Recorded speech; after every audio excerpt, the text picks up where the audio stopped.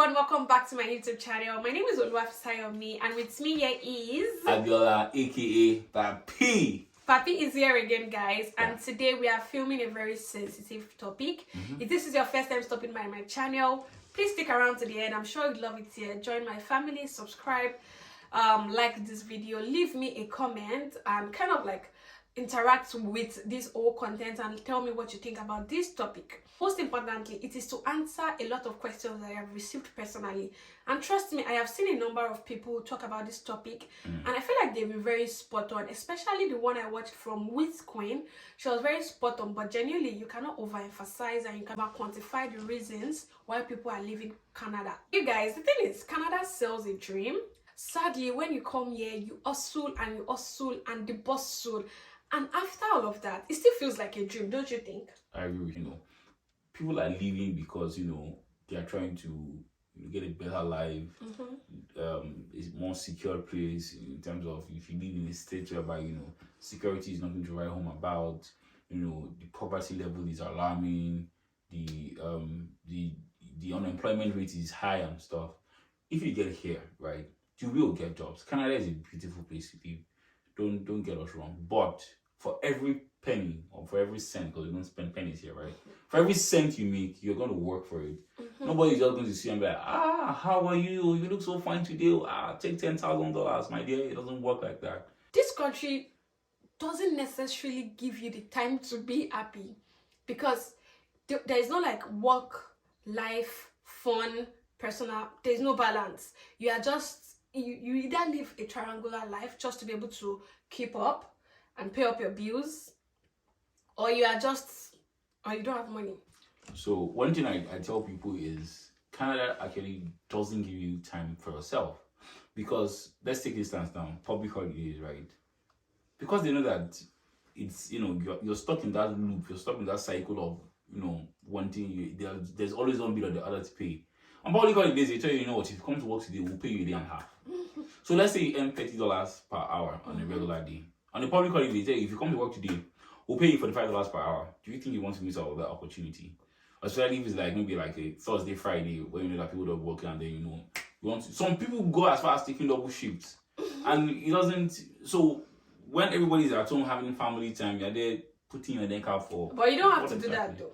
You don't have to. But it's just an incentive to it's a chokehold, right? Yeah, it holds you down, and it's really not nice. I was going back home one day, and this woman was driving. It was a traffic light, and she stopped, put her head on the steering, and that was it. Literally, it was a guy that was riding a bicycle. I was like, okay, the light is green. Why is this man not going? He knocked on the woman's window, and she wasn't moving. He called 911 there, and they literally carried that. Yeah, she died on the spot. I know people that they don't go to their house 3-4 days. They're from one shift to another shift. And I'm like, balance yourself, because Canada will not give you that opportunity. If you don't give yourself, no one's going to give it to you. It's not a one-size-fits-all thing.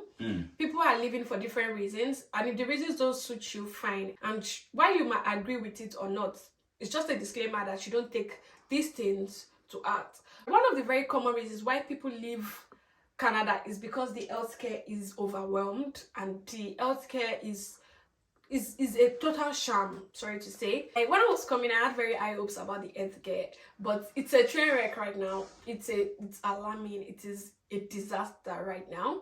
The healthcare is kind of overwhelmed. There's so many people trying to get services, quality healthcare, but cannot access it. And where I'm coming from in my own country, if you had the money, you could get that kind of healthcare, like quality healthcare. But over here, because it's not even like available, you can't access private healthcare over here. So if you need healthcare, if it's a case of emergency, you might still have to join the wait list. The only thing I feel like you get here is like rapid response. When they call 911, yes, they come. The pickup will definitely come and pick you up. But then access to the doctor itself is a struggle. And then you're going to be staying in the ambulance for very long. I have like a personal experience. Sometimes in September, I'd be bleeding for like a week straight. At first, I thought it was like my monthly cycle, but then it didn't stop. I continued bleeding every for like 1 week, and then I went to the emergency, because at that point I was already very, very weak and stuff. And you guys, I was at the emergency from like 12 o'clock, and I got home at 12 midnight. I was there bleeding. And it was so sad because there were other people that with severe cases and they had to also join the line. They couldn't jump the queue. I mean, they are very cautious over here. Nobody's jumping the queue. But then the fact that people were in the ambulance, people were just hanging around. And I know people that have been pregnant and their pregnancy wasn't viable, and they were told to like keep the baby inside of them till it was much till they could push it out instead of like getting an emergency C-section. So is that bad? The healthcare is a total sham. You cannot access it. Even your money cannot guarantee you quality healthcare over here. Another reason why people are leaving Canada is because of the subtle racism. I mean, we have been made to believe that Canada is not such a racist country, but then I promise you guys, the racism comes subtly. They throw it at you. You can feel it in your bones, but they're not saying it. You can see it in their actions, but they're not saying it. It's just kind of systematic. Well, that's true, and you see it in very awkward places, like the bus, the subways. I agree. And you know, maybe you want to get a coffee, or someone wants to make a delivery to you, or an Uber, or maybe you're on call, a customer care. And I was one of my jobs. Like, I mean, I've done a lot of things in this country, and the person said, "I don't speak good English." And I'm like, from your own mouth. I don't want to mention any race, but I felt really bad. I'm like, you know what, we move. And there's this saying that Canadians are very polite. I believe that they are very polite, but I don't think they are nice. I mean, people say they are very nice people, but then I feel like they confuse politeness and niceness. They can be very, very polite, but they are not necessarily nice. And they say things to you in ways that are very polite. You can't get angry, but you know that what they said is wrong. That's how subtle. Yes, like they might want to fire you tomorrow, and today they are inviting you. How? Let's go for dinner. And I'm like, I'm on this job, and I work for 25 years, my brother. The next morning, you are collecting your sack collector. For real, no cap, and then they're just over and out. Over and out, guys. That's it. Another reason people are leaving Canada is because of the taxes. Taxes are. I know that you're probably thinking, oh, we see where it goes, especially if you're coming from a third world country like we. Did you not come from a third world country? So taxes are something else, you guys, especially if you're coming from a third world country. They are not fun. I mean, you can feel like, oh, I see where they go. We have good roads, we have electricity. You guys pay for the electricity, by the way. So whenever you say that, I'm like, we pay for energy. So taxes, especially in Ontario, it's like 13%. It's quite high. When they say egg is $2, brethren, you're not paying $2, you're paying 13% extra. Like, you cannot take $10 to the store and say you're going to buy $10 worth of something. So, like on regular jobs, you can pay like 20% on your monthly income. It's not just fun. I really don't. At first, when we started paying taxes, I didn't have a problem with it. But then when you feel like you keep working hard and then half of it goes, not half of it, but a lot of it actually. A lot. Because imagine you see gross pay or net pay, I don't know, but the big chunk without the tax, you're seeing like 3,000 plus, and you're like, this week go soft. And then what enters your account is like 2,001, and like, why now? And because already you already have the mental calculation of, I'll pay this, I'll pay phone bill, I'll load my TTC for 1 month, I'll pay this, I'll do this, I'll save it. They will just scatter your plans for you. So it really does a lot of harm. So yeah. I mean, I promise you guys, there's no getting used to paying taxes. I feel like after a while I'll just be okay with it. But then the fact that it's so high and then there's so much inflation, it makes you feel like a tax slave, because the harder you work, the more tax. Yeah, because the higher you earn, the more your tax. So you that you're earning like 120k, you're paying more tax than me that is earning 50k. It's like the system just rewards laziness because it doesn't want you to work too hard. It doesn't want you to aim high, because if you're trying to aim high, even if you work overtime, half of your overtime pay is going to taxes.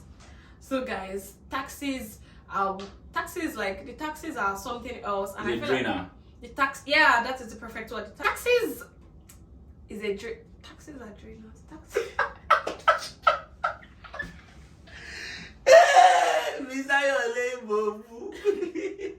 The taxis are movers. The taxis are drainers. Why did you say such a stupid word? Which leads me to the next point. This is actually a very relative and subjective point. But people leave Canada because they are family oriented. And hold on, I will explain. It is very complex.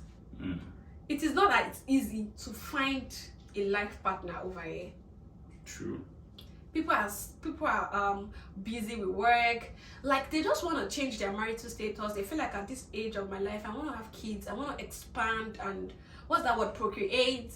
But it's hard for them to do because you don't even have time to go on dates, to meet people, especially if you're not the type to meet people on social media platforms. Yeah, and dating apps and stuff, it might be difficult because they don't even know who is who. It should be really difficult to tell someone's intention because generally those people that have papers, I love you, it's a lie.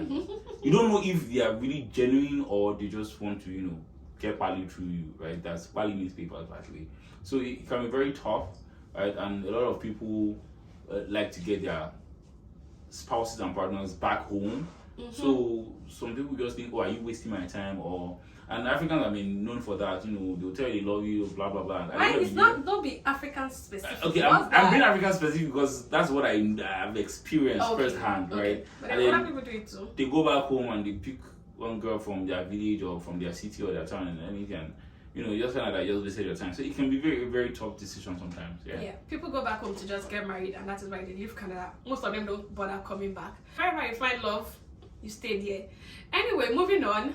Another reason people leave Canada is because of the non-existent, very boring, very dull social life, and absent nightlife. I don't want to say that the nightlife is present. I think that's relative to where you're coming from. Because I'll use Nigeria as an instance, right? I'm Nigerian, right? We are Nigerians, and our groove is different. I remember I went for a rooftop party here one time, and they were doing this thing whereby you hold each other's shoulders and they were dancing around, so I'm like, waiting for this. Church? Like, waiting for this. I want to go and gyrate and sing and scream and turn up and pop puzzles, not have one shot that you hold and do. Like the music doesn't even have lyrics. It has nothing. So instrumentals. And people get homesick because of things like that. And you're like, you know what? I'm going home, right? And I know when I got here, I told to search for a Nigerian club, and I found a couple actually. Yeah, but then it's not as accessible, right? People that are in like rural areas, the social life is not even inclusive because it's hard to just adapt to what they do to have fun over here. But genuinely, it's not even as fun because people just do hockey, curling, ice hockey, skating. I don't know how to do all these things. While they can be engaging, right? They are not as fun as most things we grew up with, and that is one of the reasons that people leave Canada. Like, Canada is very boring. You have to be very intentional to have fun in this country. So another reason people leave Canada is because of the weather. Before I came here, I felt like Canada, how cold can it be? Yeah. How cold can it be? I know people were telling me, how far, snow, go do snow NJ. I say, you are who? You guys think it's fun? No, trust me, it's not. The weather is something else. Even my landlady, she leaves during winter and she comes back once it's a lot of people do that, but then a lot of people don't just want to keep up with that cycle of, oh my god, I have 4 months of freedom and 6 months of being in the freezer, like they call it. It can be really cold here and it kind of messes with your head. You can't go out as much. It's gloomy. Can't even drive. You can't even drive. Like, you can't even drive. Like, it's that bad. Sometimes it's really, really cold. In Ontario, yeah, it's not as bad. But then in some other provinces, it's terrible. You guys have seen pictures. You must have seen videos. And to be honest with you guys, people leave because of the weather. They are done with it. They don't want to keep up with it. They're just done. And that is that for them. Yeah, some people just come collect their PR or citizenship and they're like, you know what, I'll just be coming here to visit. During the winter. Yeah. Sorry, during the summer. Yeah, just to come and catch creeps. Because winter is, trust me, if I could go home every winter, that's me. Moving on, people leave Canada because they are looking for a sense of fulfillment. So fulfillment doesn't necessarily mean how much money you have or the kind of house you are living. This is kind of deep because if it is enough for people to live, people live because they want to explore. They want to explore other places, explore themselves, and not just stay boxed in one place, working all night, working all day. It doesn't just bring them fulfillment. And regarding fulfillment, there's, like I said, in Canada, you are more or less stuck in a loop, a cycle. You keep. So some people want to break out of it, and you know what? Let me just go somewhere else and try something different. And that's a very valid reason, actually, in my opinion. Yeah, there's no adventure, there's no excitement. Because it's literally the same thing. Okay, during summer you have what you do. During winter you have what you also do. It's like there's no dynamics. Everything is just black and white, which is not fun. Right? A little rainbow won't be bad. It won't be bad, right? No. At all. Anyway, guys, another reason people leave is because of lack of progress and like career and goals, like personal careers and stuff. Especially if you are professionals. When you come over here, you can be a doctor in your own country, being on top of your game, on top of your career. When you come to Canada, you can't proceed in your career. You can't progress even in some other careers. Like you have to start from entry level, and then you are just stuck. You're not even growing. You cannot necessarily all the time start from where you left off or pick up where you left off from your own country, and then you just have to start all over again. In some cases, some people cannot even practice. Specific fields like medicine, like if you're a doctor or a nurse, you cannot come from, let's say, Nigeria. I like to use my country because I have first-hand experience from there. I don't want to give you facts that I don't know about. Right. So if you come from there, you cannot even just go and study nursing directly. You have to do something related first before you now find your way. They have their own, the same way we have registered nurses in Nigeria. We also have registered nurses and midwives here in Canada. And I think there are some certification exams you have to do. But you don't just walk up to them and say, "Oh, I want to get a form." No, you have to have studied. You have to have gone through some certain parts, which is like starting again. It's just a longer process. Being a matron back home and you're here, they say you can't do entry level. It's more or less like an insult. So yeah, some people can't take it and you just leave. Yeah, some people can take it and then they just leave. Moving me to my next point. Another reason people leave Canada, and this one is a very valid reason. Every day I'm complaining, it's expensive housing. The housing market is the absolute ghetto. It's very expensive, most especially, the cities like Toronto now. When I came here, a room was like, 400, 500. Really? 400? Yeah. 400? Yeah, the first house I lived here was 500 per month. I did, but you said 400. I didn't think No, I saw some for 400, but then there was like a basement, like 4 rooms, and then 1 washroom and kitchen and stuff. But I that's very cheap. I've never even went 500. The first house I lived there for about a year. It was 500 per month. But right now, if you're looking to get a room, you're looking at maybe like $1,000 or 800 at least to get a room to yourself. That's expensive. I mean, imagine coming in with whatever it is you have from your country without even knowing how you're going to get a job. They're telling you, oh, you're going to be paying first month and last month, which is about $2,000. Exactly. Imagine paying $2,000 at a go, right? And then every month, the God will not help you. Allow you not say you pay utilities separately again. Today you are paying $100 for the utility. Tomorrow is $120. Next tomorrow is $80. It messes up with your head, and you're like, what is this? What's the point? It's just an endless cycle because it's every month. It doesn't stop. You have to pay rent because your landlord. You have to pay rent, and then it's very crazy because we are paying so much rent. Then how do you even save up to buy your own house? Yeah. And the houses, every time I look it up, because I'm very interested. I just wonder how people can buy houses when you keep paying $1,000 every month, and then that's just like a quarter of your mortgage. Half of your mortgage, actually. Half of your mortgage. Yeah, because some mortgages are as low as 3,000, 2,000 plus. Yes, I just know people that have houses and they are still living from hand to mouth because the mortgage prices are expensive, property tax is expensive, and if you're trying to buy your own house, it's like $800,000. Like, how are you going to get to that point? At least 10%, or there's a way they do it. The calculation is insane. Yes, it's a lot. It's a lot, and trust me, you cannot keep paying rent in this country and attain financial freedom because it keeps taken from you every single time. Every single time. And you have to do insurance too, house insurance, car insurance. For tenants. Yes, you do house insurance. Hey, which house am I insuring? The house now. So if you burn your landlord's house, who's going to pay? Yeah, we did for my house actually. We don't burn our house, so basically what we are saying is the real estate is overpriced, the accommodation and housing is overpriced. It's off the roof. And I hope that something is really done soon to help with that kind of situation because it's absolute ghetto. Moving on, another reason why people leave Canada is because of the competitive job market. I know that we are sold dreams, we are sold these stories and PR and marketing. Oh, when you come to Canada, there's jobs. I mean, the way they even call the numbers, 2 million jobs. 500,000 immigrants, job, the healthcare, Bro, they bring the most skilled from third world countries and allow them work as taxi drivers and in their laborers, general labor.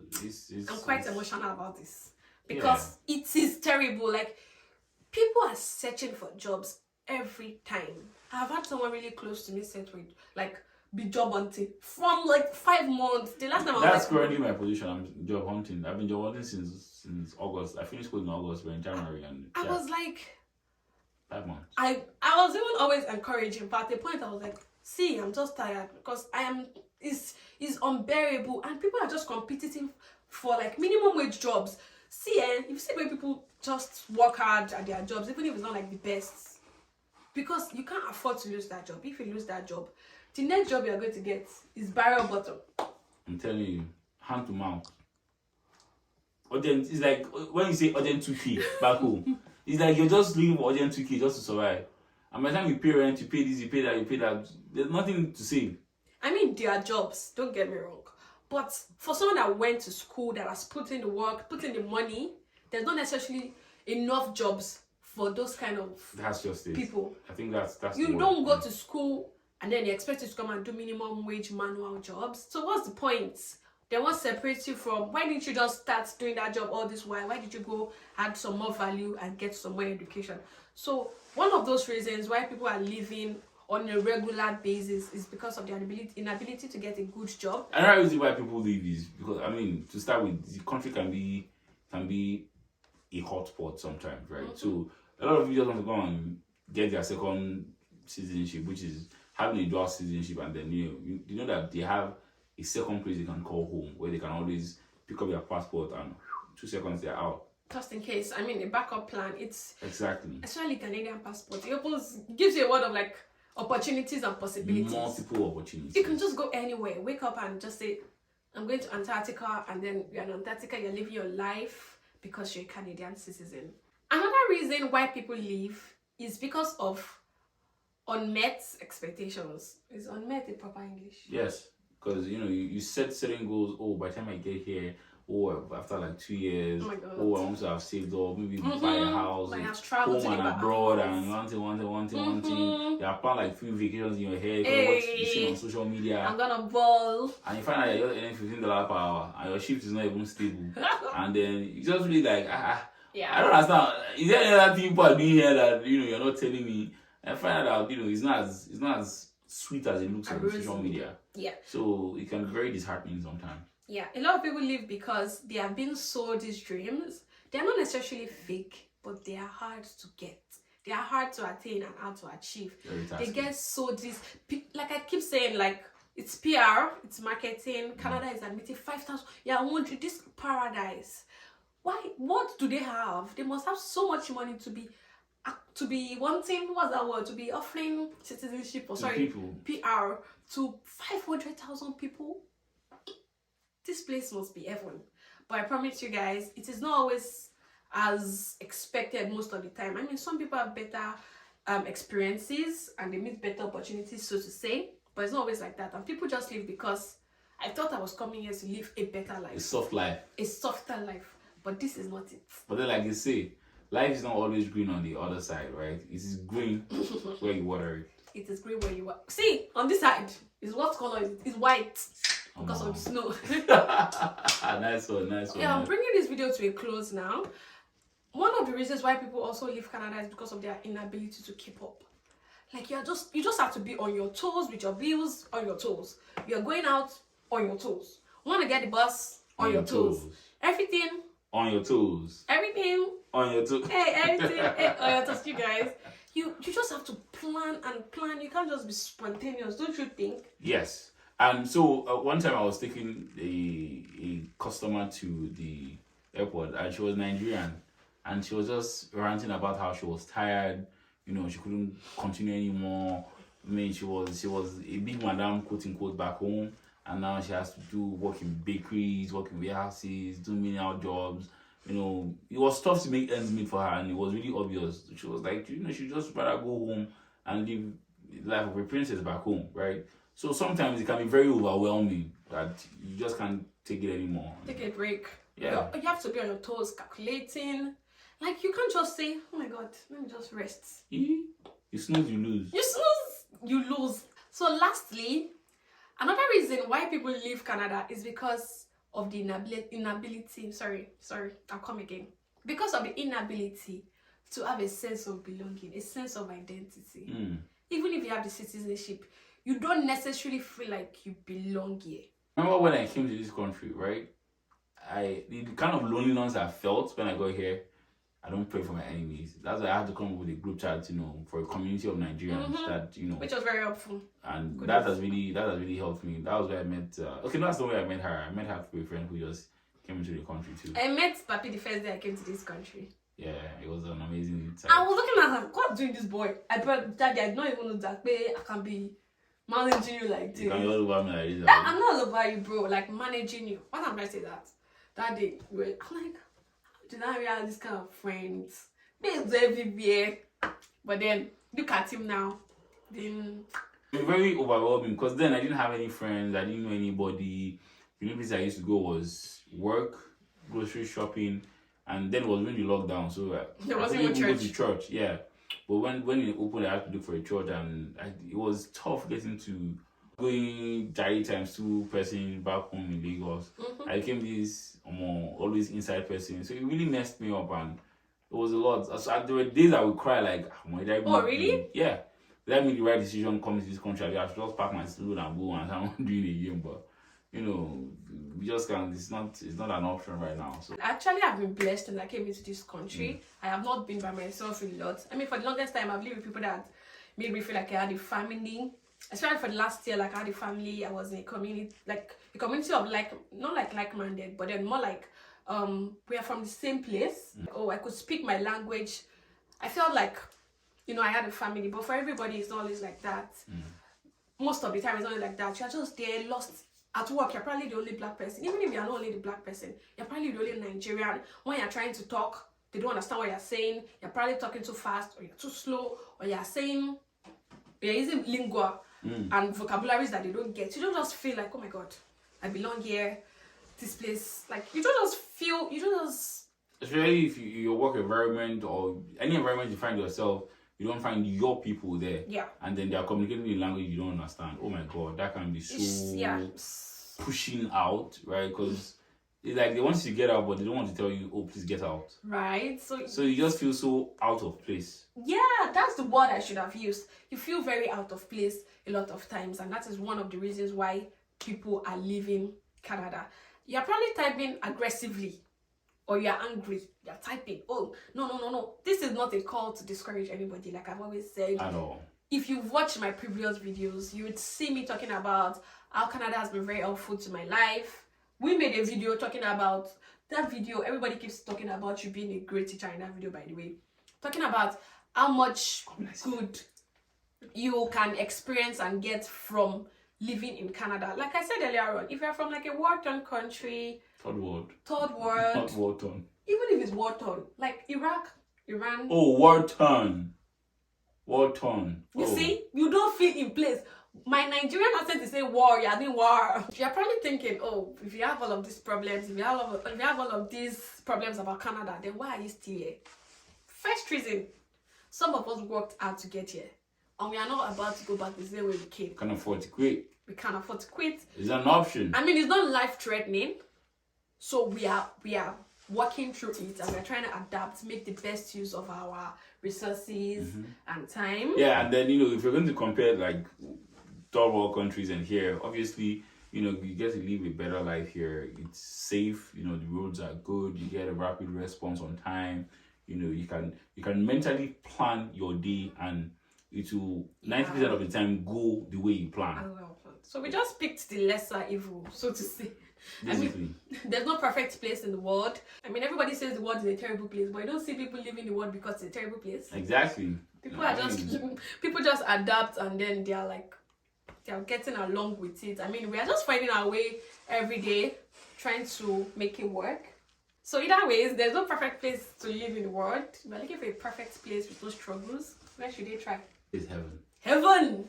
Or paradise. Paradise, guys. If you enjoyed this video and you got value for your time, please make sure to subscribe, like this video, give me a thumbs up. and all of that good stuff. I'm going to see you in my next video. Before we go, I'd like to leave you with just one very simple line I live with. In Canada, you survive, but it is very, very important that you live your life. 2 different things. Keep it. Survive, but do not forget to live. Do not forget to live. Peace. And